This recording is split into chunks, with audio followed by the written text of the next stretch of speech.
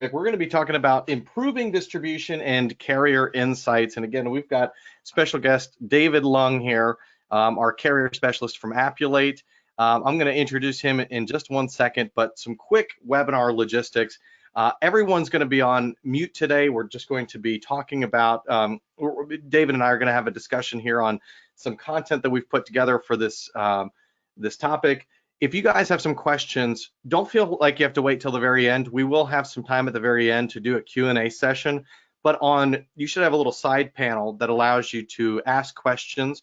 So please add it there. I'm going to be monitoring the questions, not necessarily the chat. So if you do have a chat box, please don't use that. Use the question box, and feel free at any time to do that. And then when those come up and I see them, I will be monitoring that.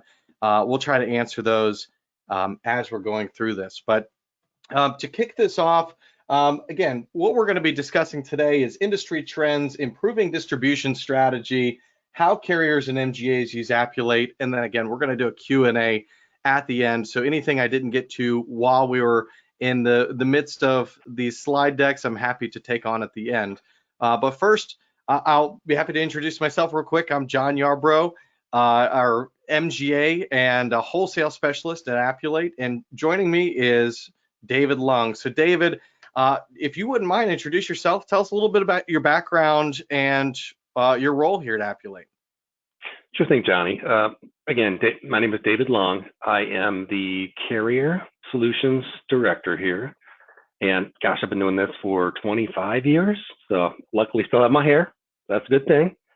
But I've worked with large integrators. I've done a lot of work with big carriers, heavy integration, but also on the business process improvement and operations side. So it's going to be fun. Thanks for inviting me. Absolutely. Yeah. So we've got just so much great content in here, and I'm curious how we're going to fit it all within this hour, but I think we're going to be able to do it. I think this is a perfect, like I said, good way to kick off the new year, because so much of the conversations that I've been having with MGAs and wholesalers, and I'm sure the same with carriers, has been, how can we improve our technology this year? How can we take all the investments we've made over the last year or last 5 years and really implement them in a way where not only is it going to be useful internally, but we're going to get people to use it, whether that is an agent using it in the case of MGAs or wholesalers. Increasing distribution, of course, is such a big piece of that. And I'm sure with carriers, how they can interact better with MGAs and wholesalers and better support them. Is that kind of the, I guess, the intuition that you're seeing as well, or the kind of overall feeling of this new year? Yeah, it is exciting. There's a lot of change. The uptick in COVID has obviously changed a few things, but quite frankly, seeing a whole lot more of carriers headed down the digital route. But yeah, it's exciting. Very cool. So let's kick this off then with industry trends, because that's kind of what we're talking about right now. And I think one of the most exciting pieces of this. So growing in a low growth market, David, you put this together, and I love that title. It's so perfect. And I know you pulled some really good information here from the Insurance Journal talking about growth. And I was wondering if you could just kick us off with this slide and tell us a little bit about what you're reading here. Yeah, well, it's really hard to find statistics on total industry growth. It's looking around 3.7%, which is interesting. It's more than 2021, but for some reason they say it's going to be even lower next year, which is strange. But they say it's around 3.7%. What's interesting is, if that's the case, obviously, and it's not rocket science, higher submission rates are going to help if you need to grow, and better bind ratio. So there's no rocket science in that. The question is, what's the secret sauce into how to make that happen, right? That's what we want to talk about, because we all want to be in business next year, and we all want to still grow if we can. It is interesting, though, that there are some things happening with carriers where it seems to be the specialization. We'll talk about what that means, because it has a bunch of different variations as far as this definition. And leveraging insurance platforms have been some of the things that they've been leveraging to build deeper relationships. I think another thing is talking about how you get deeper appointments, being looked at as a strategic partner with the carriers, as opposed to just being someone who submits. All things to talk about, but all trends that are happening right now. Yeah, that's really interesting. I think we're seeing the same thing. And I mean, it seems like every other MGA I'm talking to is trying to figure out exactly what you're saying is how to be a better specialist, and if you're doing broad things, how to do that a little bit more strategically, and of course just how to reach more agents and how to improve that distribution flow. So, if it's okay, I want to start with specialization and talk about that a little bit, and then we can get into leveraging insurance platforms. And I think we've got a slide here on why specialization and why this works out to be a better path for MGAs. Could you take us through this a little bit? Yeah, and I want to be careful with specialization as well. Like, there's a lot of different ways it can happen, but Hmm. it's interesting. This year, coming out of 2021, more than any other year that I've actually seen. I mean, if you were talking to a specialist carrier, um, something that is excess, you would hear that a lot, but I'm hearing it more and more from your traditional commercial carriers. I can name 4 or 5 that we talked to this year that said this exact thing. You know, we are very careful about who we appoint. In years past, it's always been by the numbers plus luck. The more the more submissions I can get, the more money I could potentially make. They're being Right. more selective about what they take, and they're being more selective about who they work with to Hmm. represent them in the market. So more than ever, it seems to be something bubbling up as a critical thing. Why do you feel like that is so critical? I suppose what would be the difference? Why wouldn't you want to just continue to do what you just said and just hey, let's get more submissions through the door? Well, more submissions is good, but what we're finding is the carriers know that they want higher, better quality submissions, right? Hmm. With that, you have to have more talented and trained people that understand how to better qualify and screen out those types of submissions, and people that are professional enough that they don't just throw everything at you and hope something's going to bite, right? And that Right. means better knowledge of the industry, what they're covering, the risk they're covering, but also better knowledge of the carriers to know what appetite is. Um, let's face it, when you look at some statistics like Cognizant, who's a big integrator, 90+% of the submissions that end up flowing through an underwriter don't actually turn into a bound policy. Oh, wow. Carriers aren't, yeah, carriers aren't stupid. I don't like that. Right? This is a bad thing. So they're trying to fix those problems. That's interesting. And one of the things that actually stood out here on this slide, and I know we didn't even talk about this earlier, and it kind of snuck up on me here, was better customer service. I love that because later on, I'm going to show a slide that we're talking about studies of insurance agents and what they're looking for from their markets.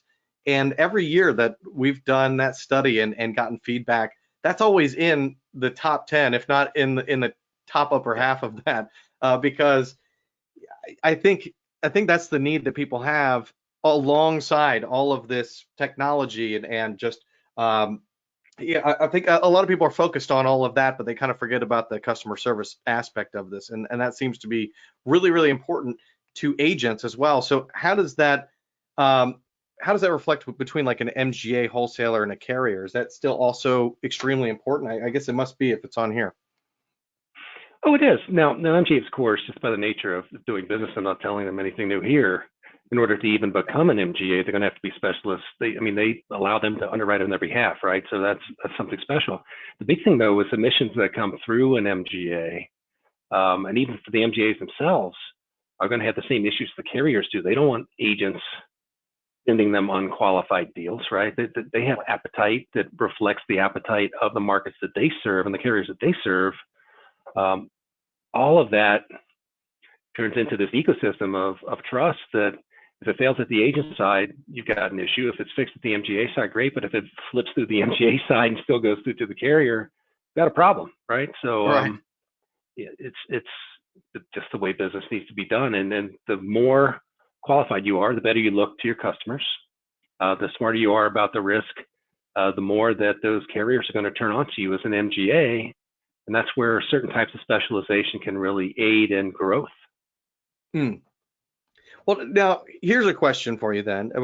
I think this makes a lot of sense to talk about now, which is, obviously we talk about specialization, and I think I could probably get a different definition from on that, depending on who I'm talking to. But I started to think about wholesalers and the fact that a lot of them tend to be more broad in their approach, but they still want to be specialized in some way. So is there a good way to be both, kind of specialized and broad in your product offering. There is. So some, like you said, some have gone to the extreme side, is that we only work on inland marine, specifically for high value yachts, right? I mean, Right. that's very specialized.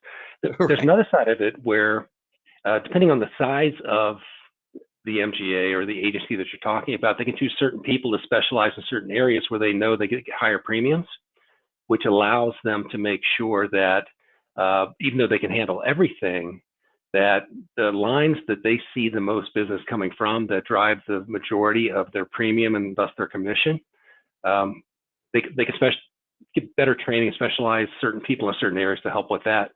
The flip side is, if you want to remain broad, is to have some sort of system, and Appulate is one of those that can help you define appetite for each of the carriers or markets that are on the platform, that allow you to specialize in a couple of areas, but still be very targeted as far as your submission for appetite to certain carriers and or other markets, that allow you to be both, right? You can be broad in a lot of respects, but where you feel like your bread and butter is, you can still be very specialized.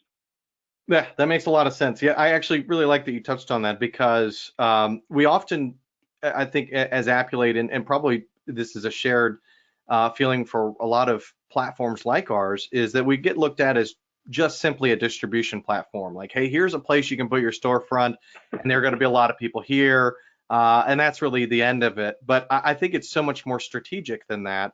And we're kind of specialized in that way. Like we've got a very unique way that we work with our markets, and we invest our resources in certain ways that I think other folks don't do, that do very similar things to us. But I think this makes a big difference, and I think you nailed it. I think that there's multiple ways to kind of tackle this, and then combining that with someone like us. I'm not here just to try to talk about just Appulate, but of course I get really excited about what we do, because I think we help a lot with this.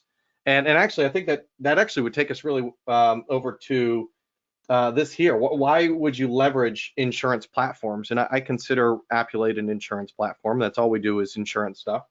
And here's some statistics that I found, and I'd love to get your feedback on this. One of them is that automation could reduce the cost of a claims journey as much as 30%.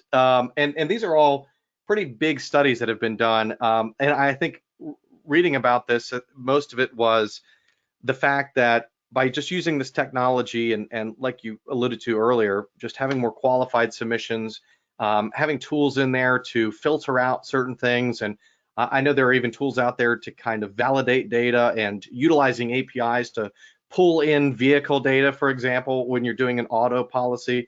And all of these tools combined during that process not only makes it a lot easier, of course, but also can reduce the amount of human error during this process, while we're also reducing data entry. So it seems like this is something that's, I would imagine, is critical to carriers. Is this something that you feel like they're already invested in, or are they in the process of investing in? I think it depends on the carrier. They've been going here for the past 3 or 4 years. Everyone we've talked to, I mean, when we go to all the big shows, right? We go to InsurTech, and we go to WSIA, and we talk just through the nature of relationships on our normal daily basis. There's been a 5-year cycle where everyone invested, or most of the big carriers anyway, invested on policy administration systems renewal, right? The 20, 30, 40 or excess $1 million in these things. And what they found was the ROI wasn't there. So they're all switching back to focus on the intake process. They're focusing on distribution, but they're also focusing on underwriting. Again, the market's not growing very much. So how do you steal customers from someone else, right? Yeah. That's what you're doing for the most part. So to do that, they're counting on digital, so that the real-time rate quote bind type of thing. So the faster you get the rate to an agent or the customer, the faster it'll probably get bound, as long as it's within a reasonable range of price, right? Also, new mentality for customers. We're all in an Amazon type world, right? We expect that to come around. With the money being spent there, they're spending a lot of money on building the APIs, and some are more advanced than others. But they're looking at becoming more digital, and they see commercial moving into the same type of mentality and mode, at least small commercial, as personal has done over the last 10, 15 years. I mean, personally, get a quote in seconds online, and you can bind right there, and it's all a wonderful thing. Some commercial you can, some commercial you can't go that fast, but that's where they're headed, right? That they know that they have to be better, faster, and price competitively relative to their peers because they're trying to steal customers from an existing base that isn't growing very much. Right, and I've been seeing a lot of MGAs also really investing in API technology as well, and I think it's really important for wholesalers as well, for these carriers to be able to offer that kind of ability so that they can kind of then let agents have that same kind of technology. But one of the things that's really cool about, I think, the space that we're in is that there are stages to go in here. So I start talking about APIs, and a lot of times that may scare off a certain percentage of the listeners because they go, oh my gosh, that's a whole thing. We're just not quite there yet. We get it, but I think that the first stage, I know for us, like the most simple thing you could do is just automate the entry of this data. Like you're saying, during that underwriting process, there's some very simple things you can do that you don't have to build out an API and all of this. And one of those is just reducing manual entry. So, which is really interesting because this second one here, I know it's talking about AI and machine learning, but the bulk of that $1 trillion that they're seeing eliminated from the cost structure in this industry is mainly due to manpower, just people actually sitting there physically typing things in or having to outsource some kind of data entry so that overnight you're getting all this data pushed into your system, when I know we're capable of doing that in a matter of seconds. And I've seen a lot of carriers that have either built this themselves or bought it, but it seems like this is at least kind of a stage one for a lot of companies. Are you seeing that most carriers are at least seeing it that way as well? Yeah, and what's interesting is, how many carrier portals are there? For the past Yeah. 10 or 15 years, it's just exploded. And so when you get back to the MGA and agent level, the capability with turnover in these types of jobs to train somebody on, especially if you're covering 4 or 5, maybe even 10 carriers, how the heck do you even do that? How do you manage being knowledgeable across all those? You don't. So you pick and choose, right? And that doesn't necessarily mean you're sending it to the right markets with the right appetite. Sometimes that also means that you're not submitting it to markets that you didn't realize had an appetite for it. That's where Appulate helps. I mean, that's where we can allow you to submit to multiple carriers from one user interface, one portal, and you can see their appetite and the appetite guides inside the user interface so that you're managing and distributing to every market that makes sense with a very tight scope, meaning that the chances of that being quoted are not only higher, but it's going to happen more quickly because you know that you're sending it to the right carriers that don't have to ask a lot of additional questions. Yep. Because they're the right carriers. They want this type of business, right? Yeah, and if you're receiving it, if it's the right kind of submission, it's quick. That means you're going to return the stuff back a lot better, right? I mean, when you go into the carrier and you have everything you need, you can quote it. If you're an MGA and you've got the pen on something and it's already been filtered out, so it's complete, it fits your appetite, you're ready to go. So most of the time, if you're one of the first to bring back a quote, or if you can do it quickly, they're more likely to buy that. And we understand that, but also, there's a lot of factors that go into this. But I mean, when we've studied this, I think just year after year, we see the same kind of thing where most folks are saving at least an hour time on each submission. Like you said, I mean, you're going to carrier to carrier to carrier. If you're, let's say, a wholesaler and you've got 30 carriers to go to, I know we've got tools that you can just push that with a click of a button, and that would save, I think, a lot more than an hour. But even if you're able to save that, we estimate like $3,000 for every 100 submissions, and that's at a minimum. And then not only that, but because there's so much transparency up front, and if an agent is using this technology, you can double your submission activity. So that's I think where we're going to get into distribution a little bit later and talk about that. But I think that's one of the most interesting things about this is it's not just, okay, internally this is going to be a lot faster, but you're providing the tools to everybody else who's trying to access you. You're making things a lot easier for everybody. And I think the response from that is just enormous. I say double, but actually our average is like 245% in our system. And I know other systems are seeing very similar trends as well. So I can see how this would be very advantageous to everybody. Yeah, and again, the guiding of the appetite as well as the basic underwriting questions that you can't throw in there. I mean, MGAs mirror the risk of the carriers that they represent. Right. Same issue there, right? I mean, they're cousins of a very close relationship there. You want as qualified of a submission as you can get coming in. More qualified it is, the better the information, the faster it'll close. All the same traits. Exactly. Well, let's keep trucking along. I mean, I feel like we could just talk about this all day. It's so interesting. One of the other slides I had up here, again, a lot of the stuff that we're pulling from today, it's not just stuff that we hear about and it's just anecdotal stories, but these are real studies. We conduct our own studies. We also rely on a lot of other companies and their studies that they've done. And one of these, I think you found this, and this is just so interesting because I think it speaks very highly to the point that we were just trying to make, which is just trying to make the lives of your agents and brokers easier. They're more inclined to come back. They're more inclined to check you out as a market. I know that for sure. Just in our system, like if you have a product on there and they can very quickly see what your appetite guide is, they can answer your questions right away. They can send those questions to their insured. Like they've got all that information up front, and they're not having to go to another portal that they're not familiar with and fill things out, and maybe in a couple days you'll hear back that it's declined, or towards the end of there's a lot of frustration that we get from agents on those kind of processes. Would they go into a system like ours, or they're dealing with a market that's more advanced, or even using APIs like you mentioned, they just have a better overall experience, and they're more inclined to quote with you and then of course come back. So it doesn't surprise me that that's number one on here.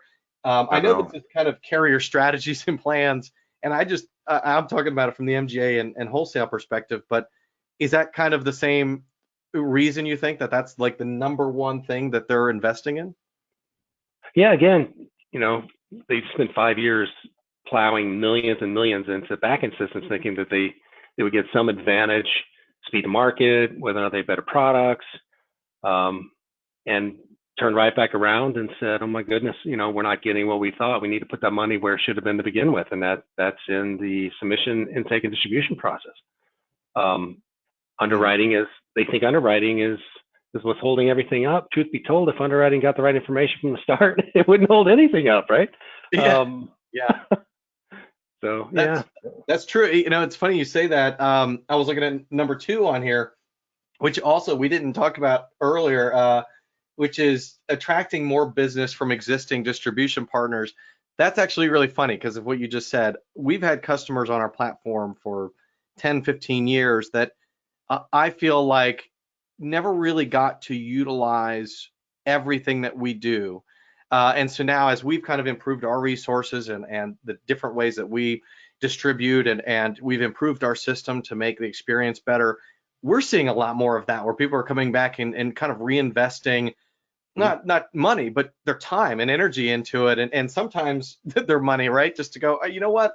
I know we put a product on here, but we're now building out APIs, and we want to put that on here. We know how that's important, and we think that that could improve what we're doing with you." So that's really, really interesting, because I would probably guess that that's a newer thing to be up on this list, and it kind of surprises me that that's the second thing on here. Does that surprise you? I don't know. Honestly, I don't know. I'm the carrier guy more than more than the MGA and the agent person. But it goes back to what we're saying, though, right? I mean, they know that they need more submissions from the carriers. They need higher binds, right? How else are they going to grow? It's just part and parcel to, hey, if the market was growing by 15, 20%, I wouldn't need all those agents, right? The people would just call me and ask for policies, unless they're an MGA only type of distribution. But yeah. Well, do you see that, like, supporting new channels is that something, I think, a little bit more specific to the carrier side? Do you feel like that's maybe telling us that they're looking for more MGA wholesale type relationships, and what does that look like? Yeah, just not only more MGA wholesale. I think there's so many channels that are popping up that are digital, claiming to be able to consolidate, similar to a wholesaler, but not being a wholesaler, right? Where they can submit new applications that it's accelerating, right? Because they spent the 5 years investing in all those big clunky systems. Now they're turning around and saying, well, we can't do that anymore. So that since we know the market's not growing very much, we're going to put all that money in the front end. Well, what does that mean? It means they're starting to rethink all of their relationships, MGAs, agents, digital organizations that may use them and wholesale their policies or even act as MGAs in the background. They're looking at everything top to bottom, and how are we going to accelerate that? Because again, the market's not providing me natural growth, so how the heck am I going to get that? So the investment in digital is accelerating relative to the last couple of years. If you're not digital, I hate to say it this way, but if you might get left behind, because the ones that are adopting it faster, they become a lower cost transaction for carriers. If they're still getting the submissions and they're better quality because there is software and AI acting on behalf of the carrier to better qualify those submissions, not counting on people to be knowledgeable and be trained properly, more and more of that business is headed in that direction. They're going to start awarding, and they have been awarding more of that business to the digital capable organizations. Yeah, it's really interesting. You say that. I know personally some folks who've said, you know what, we don't accept email submissions anymore, and it's not really surprising. But it's interesting because you know, there are a lot of folks who don't want to do that. They don't want to say no to anything coming in, but I know that they've done better by doing that, and not just internally, but just better quality submissions. They can react better. They're actually getting more business, turning away those, or at least mandating that they go through some kind of digital process, which actually ends up providing a better experience for that agent. And then they're like, oh, wow, I wish somebody would have forced me to do this before, because this saved me a lot of time. Because I think the initial thought is that, well, if I just email a submission and I just send this to you, it takes me 2 seconds to do that. But you don't think about all the time that it takes to go back and forth. And then, okay, I heard back from the carrier. Now I need these 10 questions. I got to go to the insured, then to come back. And this could take a week, and you can still get declined. And then just multiply that by as many carriers as you're trying to work with, and that can be just so incredibly frustrating. So I think even the days of that are going away, just kind of like we saw handwritten accord forms. I mean, who has taken a handwritten accord form now? I know there are some folks who do that, but I think that that's just diminishing so much. And actually, I've got some slides here that talk about that a little bit. And but first, I wanted to get into improving distribution strategy, as I know this is such a big piece of this. I know there are a lot of folks who might even be listening like, all right, this is where actually I was really interested in this webinar, because distribution is like the #1 thing to focus on.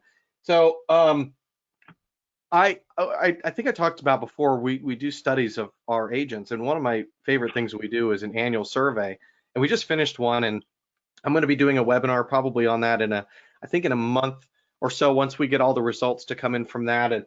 And I'm going to be so excited. This is the last time that I'm going to do a webinar with this one here. It might stay the same, or we might see this adjust depending on how that data comes in. So it's going to be very interesting. But one of the questions that I've asked each year is to our agents, by the way, when we've got like about 300,000 of them. So that's a huge pool to survey. We ask them just very straightforward. What are you looking for from a carrier and MGA? What are your like top 3 things that you want? And so this is the stuff that we get back. I think this paints a very interesting picture, because some of it's not surprising, right? Like, we want the ability to do instant quote. And if we can't get it instant, we want it fast, right? And when we get it, we want it to be a competitive rate, and we want good commission.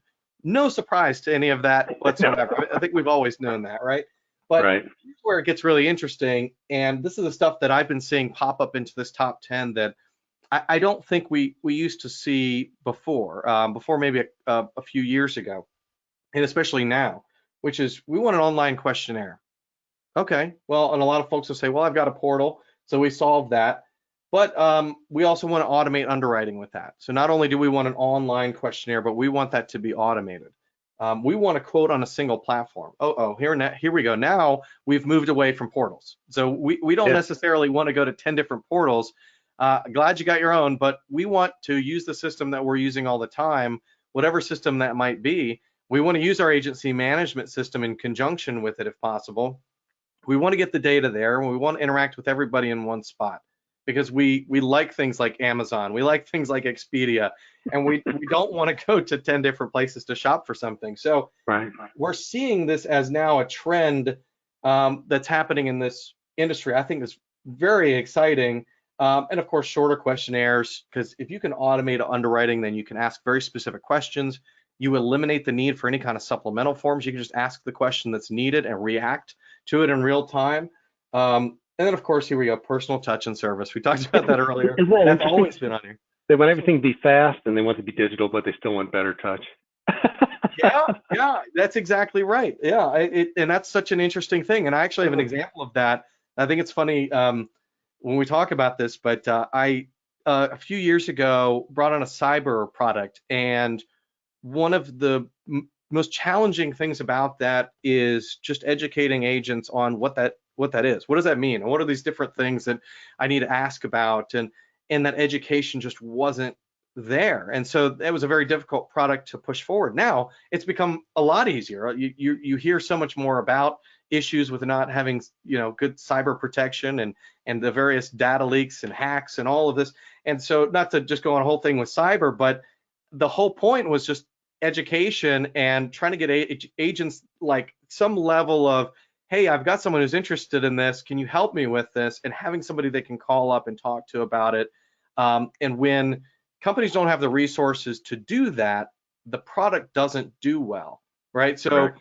I think one of the coolest things about this is it all works together really well. So if I'm an MGA or a wholesaler and I can work very digitally with my carriers, and I can give agents real-time information, or I'm on a platform like Appulate, and I can share my appetite information. I know what kind of questions need to be answered. Now we've created a really good experience where I don't have to have a data entry person. I don't have to have an underwriter sitting there going back and forth with people constantly and wasting all this time. But I can now devote that time to other things like personal touch and service and developing better relationships. So I'll stop there. That's a lot of information, but I get really excited about that. And I'm curious if, from your perspective, this is kind of the train of thought for carriers as well. Well, it is, and that's where the specialization comes into play. It doesn't mean it's the only thing you do, but let's say that you are a medium-sized agency or an MGA where you have more agents on board than most. If you pick each one and have them become experts in one area, they can still submit for any type of risk. Doesn't mean they can't, but it means that you've always got someone there to make sure that you've got the right guidance, right information, that you're a subject matter expert. Right. Your customers love it. That's how you get renewals, right? Because they'll always know who to call if they have a question about that risk. But the carriers absolutely love it because they know once they get a policy, it's going to be qualified and the right questions are already asked. Yeah, exactly. I would say, and I'm sure this has got to be true, that they're more inclined to let a MGA write that business if they can say, yeah, look, we're not only qualified in this, we understand it, but we've got resources to work with the agents when you might not. And I've got to imagine that that's really critical. Yeah, I'm surprised. What was it? Two carriers last year we talked to, and when we said, well, you want to grow, but you don't want to appoint new agents, how does that work? Right? And their answer was, well, we just don't have the physical infrastructure, the organizational infrastructure to support all those questions. Well, who's going to do that? Somebody has to, or those policies will never get written. Right. Yeah, exactly. Well, that's super interesting. Anyways, if anybody, by the way, I am recording this and I'll send out a recording of this whole webinar afterwards. But if anybody wants to get together with us at the end of this, we're going to put our contact information on here. I'm happy to go deeper into any of this information with you guys. Also collect a lot of information statistically on what lines of business people are writing, what they're intending on writing, even what classes of business. So we just have so much data around this that I think I did a whole webinar just on that once. So there's a lot of information, and if you're trying to develop your products, yeah, we'd be happy to talk to you about it. But one of the questions that does come up a lot, I'm curious if this comes up on the carrier side as much as it does on the MGA wholesaler side, which is, are agents going to really use this? I mean, so like, all right, we want to work with Appulate, got it. We get that this is all very important, and It's going to cost some money to build this out between APIs and all the training we're going to have to do and engineering resources and all of this. But at the end of the day, our agent's going to use it, because I don't want to run into the same problem I did when I spent all this money on my own portal, and now you guys are saying, don't use your portal, go to a distribution platform, right? And that can be frustrating. And there's good news, because, and again, this isn't just studies that we've done. Actually, everything on here is not our studies.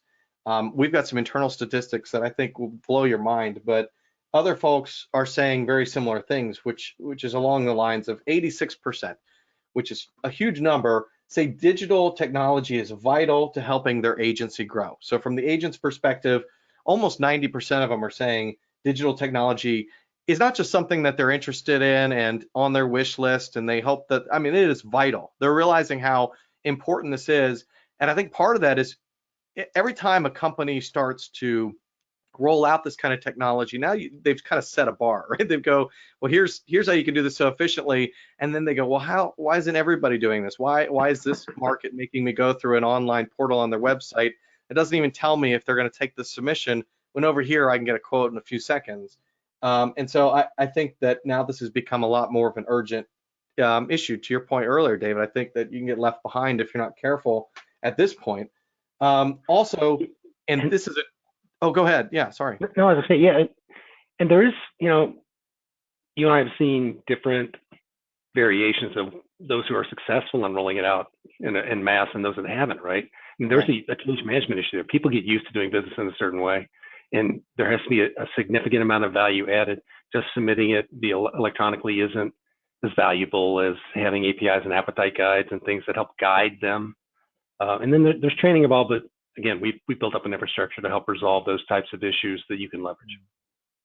Oh, absolutely, yeah.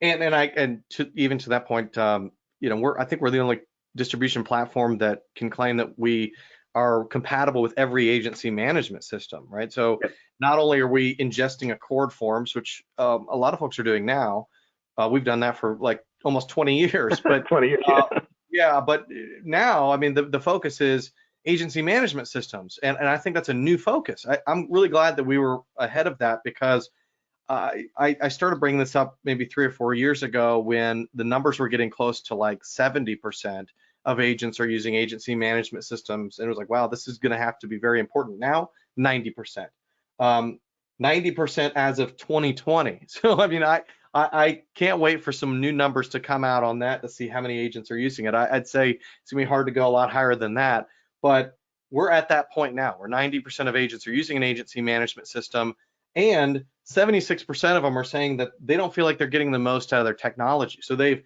invested in an agency management system. They're there. They get the technology is vital, but they feel like they're not getting the most out of it. Why? Because they're still going to various portals and inputting stuff manually. They're still printing out an Accord form or emailing it and going back and forth while they've got this robust agency management system that costs a lot of money. And so we give agents the ability to do this. They don't pay a dime for technology, by the way. So agents use our system totally for free. They go in there, they can link it up with their agency management system, move data over, and send to as many markets are accessible on our platform. And right now we got like 120 of them. So it's that process, I think, is really, really important. And look, we're not even the only ones. I mean, there's a lot of folks that this is where a lot of folks are investing their time and money. And the big reason is right here, right? The agents say that their sales funnel can increase by 20 to 30% with better technology utilization, right? You got to use it, but having that technology there would increase that. And David, are you seeing that number is consistent with carriers? So front to end, at the front, we've got agents. They're saying it's going to increase at 20 to 30%. Are you seeing the same thing with carriers on the other side? With carriers who have bought into digital distribution, actually, yeah, going out of traditional channels, I don't want to use their names because I'm not been approved to do so, but I know of one that actually grew by 40% last year. I mean, think of in this market of growing a commercial line by 40%. That's crazy. That's just unheard of.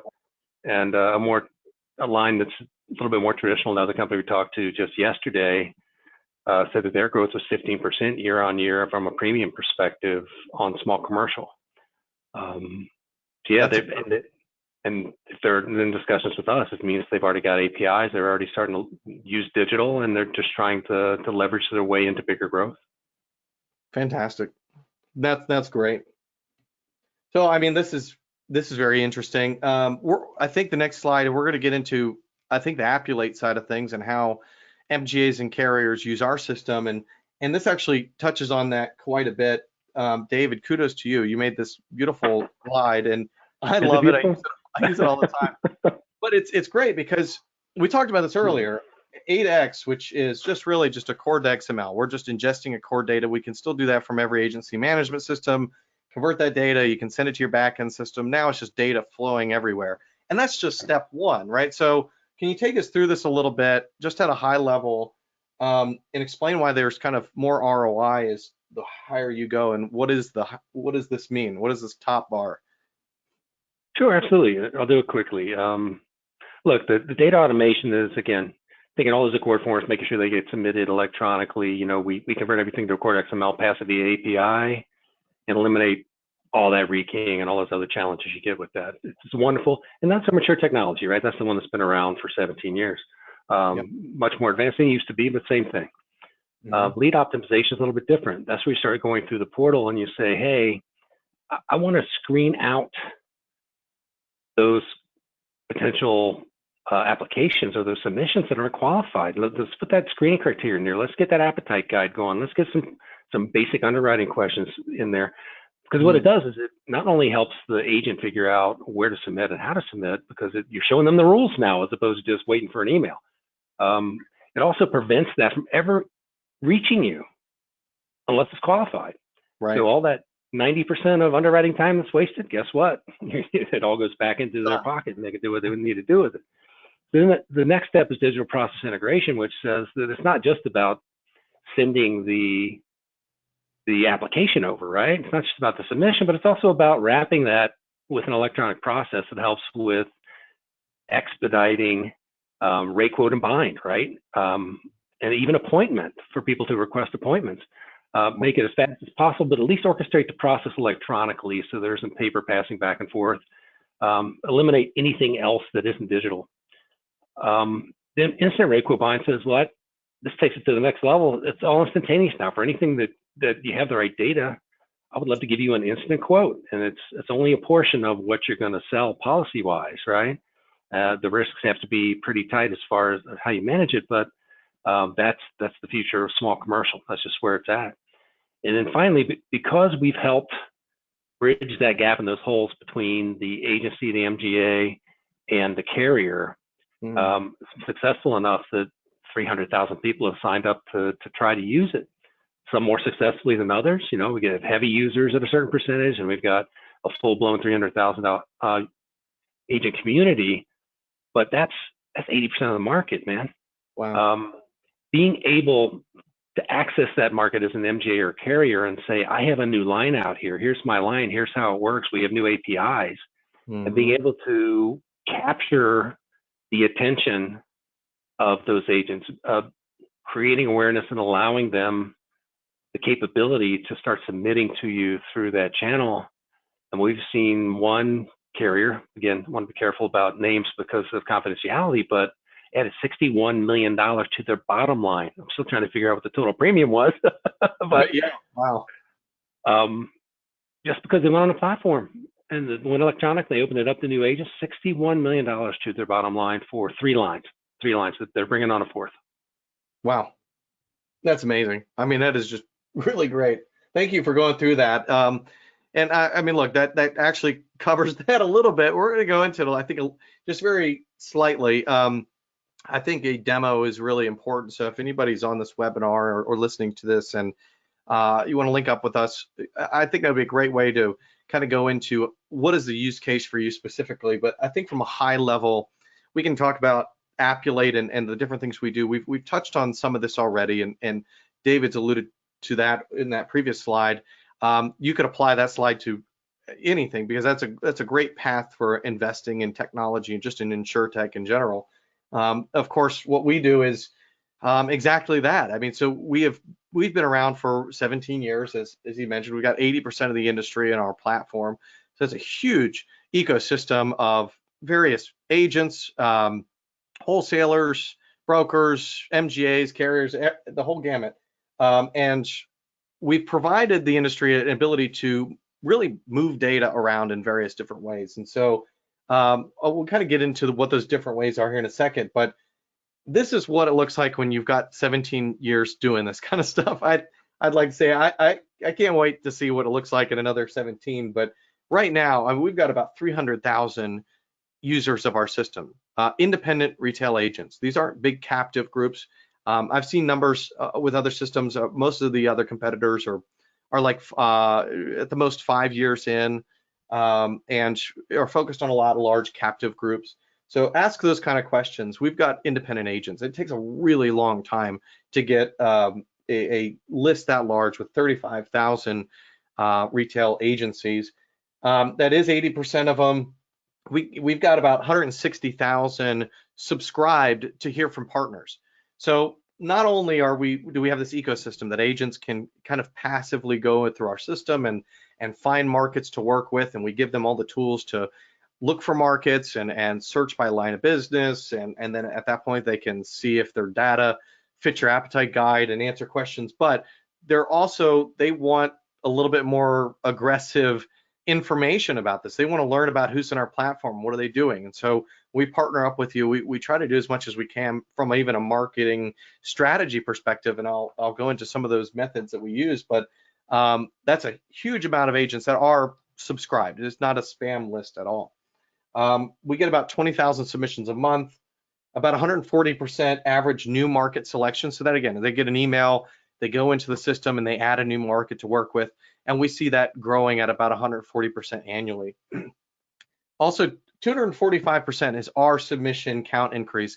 I mentioned earlier that it's typically about double when you're pretty aggressive about this stuff, but we see it about on average 245%. Some are less, some are more. Some folks have just put a product in there and they haven't done any marketing. They just let it sit. Can be around 130%. So still an increase of submission activity, but I've seen some as high as 300 or 500% submission count increase because they're pretty aggressive about marketing and developing relationships. And so now we see about $4.5 billion in premium each year going through our Yeah, system. and I want to be careful about that one because I know everyone's going to ask the question, what does that really mean, right? Now, That's the total number of submissions coming in. That's not total bound. Bound is for commercials around 900 million. Actually, not kind of. It's exactly around $1 billion. The thing is that the question that was raised earlier, are agents going digital? Well, they must be because we're seeing $4.5 billion worth of requests coming in and submissions. So yeah. So there's still a lot up for grabs in there. That's great. So, I mean, I was talking about this a second ago, like how do we actually do this? So we've got all these subscribers. What does this actually look like? Well, there's two ways to look at this from my perspective, and I use the word passive and aggressive, which I think is the best way to really frame this, but it really comes down to what's happening within our interface and what's happening with our partners outside of our interface. And so in our system, we've got a number of tools like Appetite Guide, Advertisement Engine, and Market Directory. I'm happy to demo any of these things for you. It's very cool. The stuff that we've got internally in our system for people to kind of be self-service. So if they don't want to get a bunch of emails, they still have a way to find markets, and you're very easy to find in our system, kind of like walking into a mall and walking around and seeing different stores. But with our market partners, there's a lot we can do between personal outreach, blog, social media, all that stuff, and of course, email blasts. We've got a whole team of marketing professionals that this is just what they love to do. And we've always been a company that's pretty spread out all over the country. So we've got talent from every corner of the country that gets together with your team and tries to develop a beautiful marketing strategy and implements that in a very strategic way to people who are subscribed to our list. So that's a huge way to do distribution. And that's not like the only thing we do. So sometimes folks say, hey, well, can we just get on there and just send an email blast? Is that like, that's all I want? But that's just not what we do. This is just such a big value add to it, but you've got to have the technology alongside it. That's the most critical piece. Yeah, I mean, all the value of the appetite guides and these other things, Mhm. they work in tandem. We're not a marketing company. It has to, because here's the thing. I mean, if you could receive a ton of submissions and they could still be unqualified and not what you're looking for, you're just going to bury yourself. And I've actually seen people do that. I had a friend of mine put a commercial auto product on there and just got buried in trucking submissions and just had no way to do anything about any of it and was just extremely frustrated. And so I think they're developing a trucking product, but yeah, it can happen. And we talked about this earlier, just like various ways to work with us. I mean, we of course can turn anything from an Accord form or an agency management system. We can go directly to your portal if that's a good first step. And then, of course, we want to be able to implement our UI in there at some point where we can do that appetite indication, smart questionnaire, and various other things that exist along that process. And we've done this for so long with hundreds of markets, so we've got a really good idea of what it takes to get this automated and do it in a very cost-effective way. By the way, I mean I think we excel with our product offering, and we can be very strategic in how we implement that and do it again in such a way that is economical. So get with us on that, and we can figure out what makes the most sense, because I think that's important. And then of course there's other workflows that are available outside of just kind of those two, where there's various API integrations, manual builds with custom work. We've done all kinds of weird stuff. Emailed submissions. So even if you want to receive emailed submissions, there are ways to automate that and make that a more productive method. Rate, quote, and bind, which David talked about earlier. Some hybrid solutions where, for example, maybe they start in our system, answer some questions, go through an appetite guide, but then ultimately they land in your system to complete binding, for example. That's a great way to do that. And then we work with IPFS on premium financing. So there's all kinds of little tools in the system as well. So to us, and this is something I put together here, the perfect MGA wholesale candidates, someone who I want to work with. Um, I put together a list of like things that are absolutely necessary and stuff that maybe isn't necessary but great. And this is kind of tongue in cheek a little bit, but I think this is really important. Of course, we want to work with folks that we're going to have a long-term relationship with, and we can help you in so many ways. But I think it's important to come together, and you've got some level of something to bring to the table and go, hey, this is going to be a great partnership. You've got a good product, you've got good resources. This is a more longer-term business plan, so we can work together for a while, because it doesn't take a tremendous amount of time to implement things, but it can take a while to get people trained on it and to get agents to be aware, and marketing can take a while to kind of produce the results you want to see. So we want to create long-term strategies that make a lot of sense. And you've got to be tech driven and motivated, or at least willing to be flexible. You understand your customer. Because look, I've got a ton of statistics, but at the end of the day, you're the product expert, and we want to make sure we're working together with you on that. But anyways, this is, I think, just a very interesting slide I wanted to just put up, because we're all about trying to be very transparent, and we want to create the best kind of partnerships possible. David, anything else on this? I think we're about to get to Q&A here. Oh, you might be on mute. Oh, party foul, man. Yeah, no, nothing here. I think it's time for Q&A. Yeah, we've got about 5 minutes left. Yeah, exactly. So again, feel free to add some questions on that question panel. I've got a couple there, so I'll jump right into it. The first question is, does specializing reduce submissions? So that's a good question. We're talking about being like a specialist earlier. David, you want to take that? Not necessarily. The key here is what's the bread and butter part of your business, and you need to really start to specialize in that, or a high growth market that you know is going to bring you higher premiums or higher face value. But again, it depends on the size of you as an MGA or as an agency to figure out what to do with that. But that doesn't necessarily exclude you from writing other types of policies. But for those that you think are strategic, it allows you to garner higher premium and better relationships with carriers. Yeah, no, I agree with that. And in fact, I've seen situations where specializing can increase submissions because people know where to go, right? They understand that that's what you do. So if you are a trucking company and we do a lot of good marketing and say, hey, we do trucking in Texas and this is what we're looking for, you could probably increase your submission activity. And of course, it's going to be much more accurate to what you're trying to receive anyway.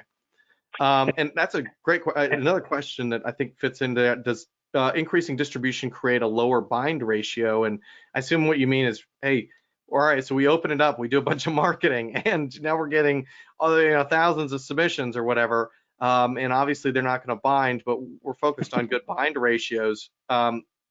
David, again, do you want to take that? I think it depends on how far up that curve you've gone from the left to right when we talked about the ROI path, if you will. If you're just looking at A2X or uplink, which is just, feed me as much electronic information or policies as you can, it's going to help you, but it isn't going to help you as much as if you had appetite guides and if you had some of the other underwriting criteria in there as questionnaires that are screening us up before you get it. You actually might be able to handle getting better qualified higher submissions by excluding 80% of the chafe that's coming through, right? Well said. Yeah, no, I have nothing to add to that. That is exactly right. Here's a good question. This is definitely for you, David. How can an MGA choose the right carrier, maybe a better carrier to work with? I think it needs to be more closely aligned with what you see as a partnership for you, not just for them. I mean, I know carriers have a lot of pull, and they obviously are always looked at as the people with power. But truth be told, if you're growing in a different area, and you think you're seeing more specialty coming through, and you're not with the right carrier that has a broader view of appetite or underwriting, then you can find another one. And if you go digital, you may have a better opportunity to actually work with more carriers because it's less of the, hey, I need to make a call and I need to send an email, which takes a lot of time, to, hey, I've just added 5 new markets, didn't require a lot of work, but now I have a broader submission capability and broader underwriting risk that I can handle. Oh, great. Yeah, that makes a lot of sense. And I've got one more on here, so we've got time for a couple more. If you want to add another question on here, kind of last chance. But how can you get more attention from a carrier or better appointments? That's interesting. Well, yeah, and then the screening and rethinking everything. I would put together a plan like Johnny was talking about that says this is what we're going into, this is the training we're going to have, these are the specialties we really want to focus on.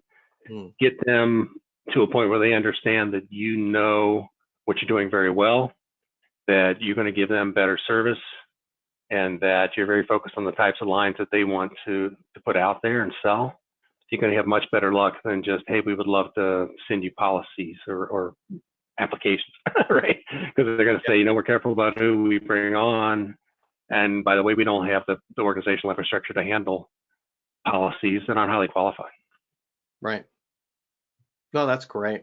And actually, one more question here. So, how does this impact wholesalers if we don't have the PIN? So I'll take that.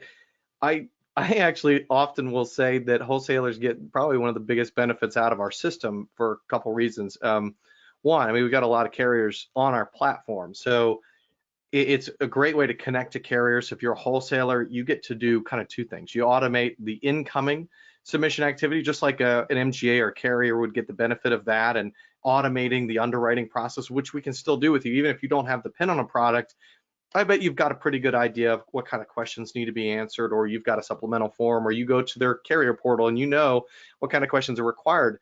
We can actually build that on the front end pretty easily, and we've got a pretty comprehensive questionnaire just out of the box because we've worked with so many folks. So take advantage of that. And then on the back end side, then you can automate that data going out. And so, of course, you can automate data going out into back end systems internally, but as a wholesaler, you get to also do that with any carrier portal. So Appulate's developed some really interesting tools where we don't even really need the carrier participation. So if they say, yeah, you know what, you got to come to our portal and we're not interested in APIs or doing any of this fun stuff, you got to go to our portal, you got to log in and do that. Well, we can build a tool that takes you right there, instantly logs you in, and maps out all that data in that portal. So it's actually pretty cost effective. It's pretty reasonable and cheap, but it's a fantastic tool. So we've got wholesalers in there that literally work with 30 or 40 carriers, and they probably used to work with half of that, but that's all the bandwidth they had. So now they get to kind of expand to more products. They can do more with a lot less. The submissions are more qualified coming in, so they're not dealing with as much junk. Now they've got it. They can take it to their carriers exceptionally faster, bring back a quote much faster. And a lot of wholesalers will say, hey, we'll bring a quote back within 24 hours. Oh, wow. Okay, great. I mean, that's pretty impressive. And that's not just like a hey, we've got an indication, and if it passes underwriting, I mean, it's like we've already done most of the underwriting. It's already kind of there. So I think that's a really cool way to use the system. And again, a lot of that's just kind of just out of the box. So there's not a ton of customization. It's not going to take 6 months to build it or anything like that. I mean, it's a very fast implementation and a very good way to kind of start that path forward of automating your process and quite frankly, making your underwriters a lot happier. So great question. David, I think we're actually now over time. So I appreciate you joining so much. And again, I'm going to record this and put it online, but thank you everybody for joining today. Really appreciate it. And we'll talk to you next time. Thanks, everybody.